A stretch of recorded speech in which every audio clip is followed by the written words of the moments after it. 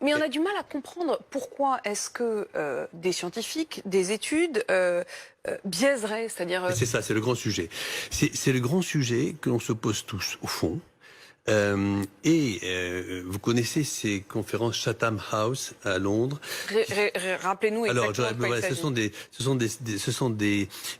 C'est extrêmement intéressant. Ce sont des réunions complètement à huis clos, uniquement avec des experts. Personne ne peut enregistrer, personne ne prend de photos. Il n'y a pas de, c'est uniquement entre experts. Top secret. Top secret. Mais il y a quand même eu une réunion l'autre jour des responsables des revues scientifiques, type Lancet, New England Journal of Medicine. Lancet, qui est donc la revue dans laquelle cette étude dont on parle. Ce sont des revues extraordinaires, ce sont des revues... quand c'est écrit dans Lancet, ça veut dire c'est écrit dans Lancet. Donc c'est pour ça que là, on parle de quelque chose de très important, là, cette discussion. Et ça a fini par fuiter.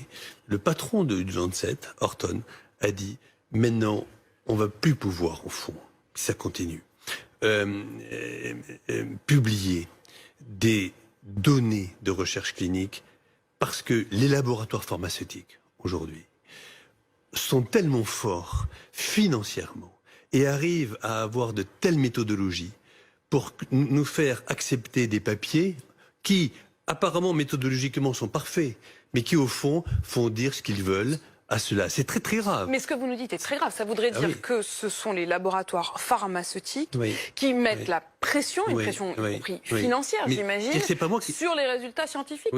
Mais dans ce domaine-là, vous comprenez qui on peut croire encore aujourd'hui? Non, mais c'est pour ça que je me permets de vous en parler, parce que c'est un des plus grands sujets. Enfin, jamais personne n'aurait pu croire, comme moi j'ai fait de la recherche pendant 20 ans de ma vie, jamais j'aurais cru que le patron du Lancet puisse dire ça, et le patron du New England Journal of Medicine aussi. Il a même dit que c'était criminel. Le mot a été employé par eux. C'est-à-dire que, si vous voulez, quand il y a une épidémie comme le Covid, au fond, il y a des gens, nous on voit mortalité, quand on est médecin, ou vous, on voit souffrance, il y a des gens qui voient dollars.